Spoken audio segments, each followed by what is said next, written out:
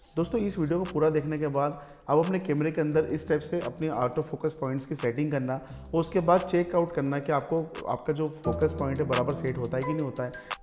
Hello guys, दोस्तों कई बार ऐसा होता है कि हम लोग किसी ऑब्जेक्ट का फ़ोटो खींचना स्टार्ट करते हैं और फोटो ब्लर हो जाता है। आप लोगों ने मेरे पास बहुत सारे कमेंट में पूछा है कि मैं जब भी किसी का फ़ोटो खींचता हूँ यार धुंधला हो जाता है, फेस क्लीन नहीं रहता है, फेस धुंधला हो जाता है, बाकी पीछे का सब कुछ क्लियर हो जाता है। उसको सेटिंग कैसे करें? क्या कैमरे में प्रॉब्लम है या फिर हमारे लेंस में कुछ प्रॉब्लम है? तो देखो दोस्तों, मैं आपको एक चीज़ क्लियर कर देता हूँ। आपके किसी भी कैमरे में कोई प्रॉब्लम नहीं है, कोई लेंस में प्रॉब्लम नहीं है। सारी चीज़ों का जो भी होती है आपकी सेटिंग के ऊपर निर्भर करता है कि आप लोग अपने फ़ोटो कैसा कैप्चर कर रहे हैं। देखिए, अगर आपको किसी ऑब्जेक्ट का आप फ़ोटो कैप्चर कर रहे हैं, अगर वो फ़ोटो धुंधला आता है तो सारी चीज़ें अपने ऑटो फोकस पॉइंट पर निर्भर करती है कि आपने अपना ऑटो फोकस किस एरिया में सेट करके रखा है या कौन से मोड में सेट करके रखा है। सबसे पहले कैमरा चलाते समय आपको ये ध्यान रखना होगा कि आपने कैमरे को कौन से मोड में सेट करके रखा है। ऑटोमेटिक मोड पे सेट करके रखा है या फिर मैनुअल मोड पे सेट करके रखा है या फिर अपर्चर प्रायोरिटी मोड पे सेट करके रखा है या फिर प्रोग्रामिंग मोड पे इसको सेट करके रखा है। जनरली हम 90% मैनुअल मोड पे ही फ़ोटो मोड पे उसको शूट करते हैं। पर जो बिगिनर्स होते हैं जिनको फ़ोटो खींचना ढंग से नहीं आता है या फिर वो फ़ोटो कैप्चर करना नहीं जानते हैं, उन्होंने कहीं सीखा नहीं है, तो वो लोग क्या करते हैं कि ऑटोमेटिक मोड पे कैमरे को सेट कर लेते हैं और फ़ोटो खींचना स्टार्ट कर देते हैं।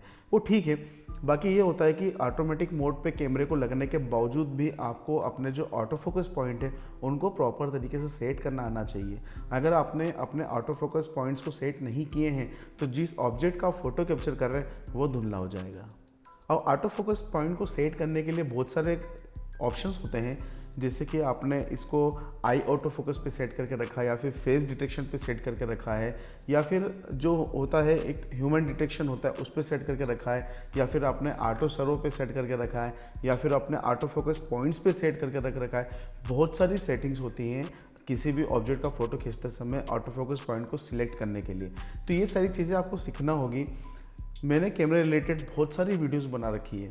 अगर आप उन सब वीडियो को देखेंगे, पूरा अगर वीडियो देखेंगे, कई बार ये होता है कि आप लोग पूरा वीडियो देखते नहीं है और आपको ऐसा लगता है कि यार वीडियो अच्छा नहीं है, इसको स्किप कर देते हैं, आगे बढ़ जाते हैं। ऐसा नहीं यार, आप मेरी वीडियोस को पूरा देखो। मैंने बहुत बारीकी से एक एक चीज़ों को क्लियर किया है, अच्छे से बताया उस चीज़ों को।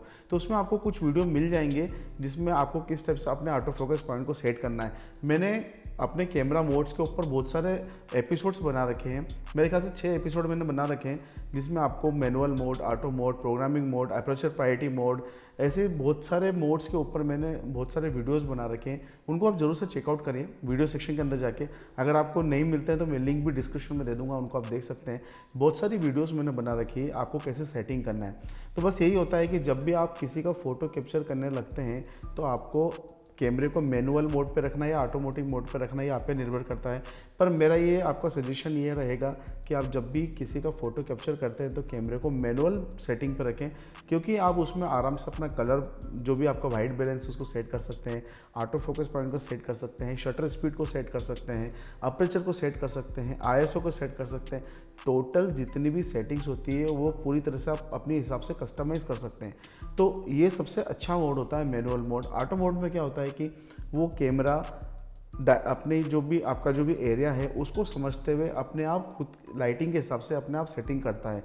पर जनरली ये होता है कि हम लोग जो चाहते हैं वो कैमरा कैप्चर नहीं कर पाता है। तो इसी वजह से आपको ये लगता है कि कैमरा जब भी हम फ़ोटो खींचते हैं धुंधला हो जाता है। तो आपको ये करना होगा कि कैमरे को मैनुअल मोड पे सेट करिए और जो आपके कैमरे के अंदर जो फोकस पॉइंट्स का जो भी ऑप्शन होता है, अगर आप निकॉन यूज़ करते हैं तो निकॉन की सेटिंग में थोड़ा सा डिफरेंस आपको मिल जाएगा। कैनन का कैमरा यूज़ करते हैं तो कैनन में थोड़ा सा डिफरेंट सेटिंग आपको मिल जाएगी। तो आपको उसमें पढ़ना होगा कि आपके ऑटो फोकस का ऑप्शन क्या क्या दे रखा है। तो आपको ऑटो फोकस को मैनुअली सेट करके रखना पड़ेगा। अच्छा, एक चीज़ को और आपको ध्यान रखना है कि आप लेंस कौन सा यूज़ करते हैं। अगर आप इसका जो किट लेंस आता है, किट लेंस अगर यूज़ करते हैं तो निकॉन में अधिकतर ये आता है कि उसमें ऑटोमेटिक और मैनुअल करने का भी ऑप्शन आता है। अगर आपने लेंस में मैनुअल को सेट करके रख रखा है तो आप कितनी भी कैमरे के अंदर ऑटोमेटिक सेटिंग कर लेंगे, पर वो कैमरा जब भी फ़ोटो खींचोगे तो ऑटो फोकस पॉइंट को ऑटोमेटिक सेट नहीं करेगा। आपको उसको क्या करना होगा, लेंस के अंदर जाके जो स्विच होता है मैनुअल और ऑटो पे उसको करना होगा, तभी जाके आपका लेंस ऑटोमेटिक डिटेक्ट करेगा किसी भी ऑब्जेक्ट को, उसको फोकस में लाके आएगा। जैसे आप अपनी सेटिंग कर लोगे कि आपको कौन से पॉइंट्स पे जैसे मान लो आपका कोई ऑब्जेक्ट कहीं खड़ा है, तो उसको अगर उसका फ़ोटो कैप्चर करना है, आप चाहते हैं कि उसको बिल्कुल फोकस में रखना है, तो आपको जो भी आपके ऑटो फोकस पॉइंट है उसको सेट करके उसके फेस पे आपको रखना पड़ेगा, या फिर फेस डिटेक्शन मोड को ऑन करना पड़ेगा। तो वो जैसे ही फेस को दिखेगा ऑटोमेटिक वो लेंस उसको कैप्चर कर लेगा, फोकस में ले लेगा, बाकी सभी चीज़ों को बैकग्राउंड को धुंधला कर देगा। तो इसी हिसाब से अगर आप सेटिंग करके रखोगे तो आप अपने फोकस में रख के अपने ऑब्जेक्ट को आराम से फ़ोटो कैप्चर कर सकते हैं, किसी भी तरह की कोई दिक्कत नहीं आएगी। अच्छा दोस्तों, एक चीज़ का और ध्यान रखा करें, जब भी आप किसी का भी फ़ोटो कैप्चर करें तो इसको लाइव व्यू मोड पे कभी भी कैप्चर मत करना। आप हमेशा व्यू फाइंडर के अंदर देख के ही फ़ोटो कैप्चर करना। इससे क्या होता है कि आप इसके अंदर बराबर प्रॉपर तरीके से उसको ऑब्जेक्ट को देख सकते हैं। लाइव व्यू मोड में क्या होता है कि अगर कैमरा पकड़ते समय अगर हल्का सा भी हमारा फिंगर स्क्रीन पर टच हो जाता है तो उसका फोकस पॉइंट चेंज हो सकता है। तो जैसे ही फोकस पॉइंट चेंज होगा तो आपका जो ऑब्जेक्ट है वो धुंधला हो जाएगा, ब्लर हो जाएगा, प्रॉपर तरीके से क्लियरिटी नहीं आएगी आपके फ़ोटो के अंदर। तो और क्या होता है कि जब भी आप लाइव मोड में फ़ोटो कैप्चर करोगे तो उसमें टाइम भी काफ़ी लगता है फ़ोटो कैप्चर करने में, क्विक फ़ोटो कैप्चर नहीं हो पाता है। और अगर आप व्यू फाइंडर मोड पे देख के फ़ोटो कैप्चर करेंगे, व्यू फाइंडर मोड मैं आपको बता देता हूँ, यहाँ से अगर आप आंखों पे लगा के अगर फ़ोटो को कैप्चर करेंगे तो आपका जो भी सेटिंग्स है वो आपको लाइव आपकी व्यू फाइंडर मोड पे आपको दिख जाएगी। और जब भी आप फ़ोटो कैप्चर करेंगे क्विक फ़ोटो कैप्चर होगा। उसके साथ में आप जब भी अपने जो जॉयस्टिक होता है लेफ़्ट राइट और अप डाउन से, यहाँ से जैसे आप इसको प्रेस करते जाएंगे तो आपका जो भी ऑटो फोकस पॉइंट होता है आप अपने हिसाब से उसको सेटिंग कर सकते हैं। उसके बाद अपना शटर बटन को क्लिक करके अपना फ़ोटो कैप्चर कर सकते हैं।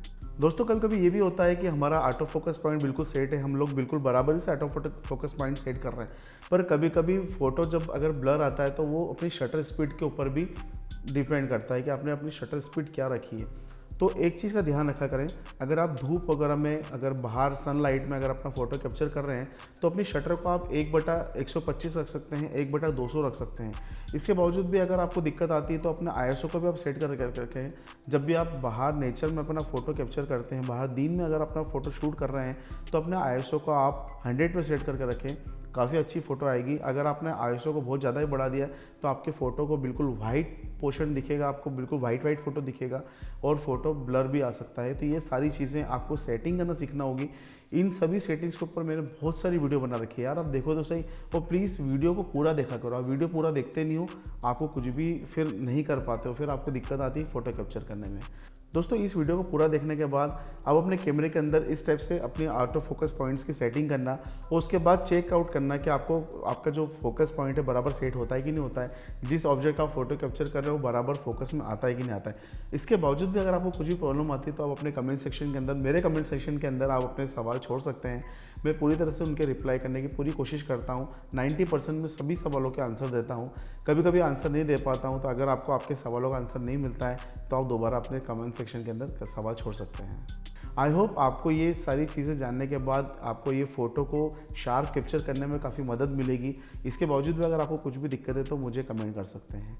दोस्तों आज की वीडियो में बस इतना ही था, मिलते हैं नेक्स्ट वीडियो में। Bye bye, take care.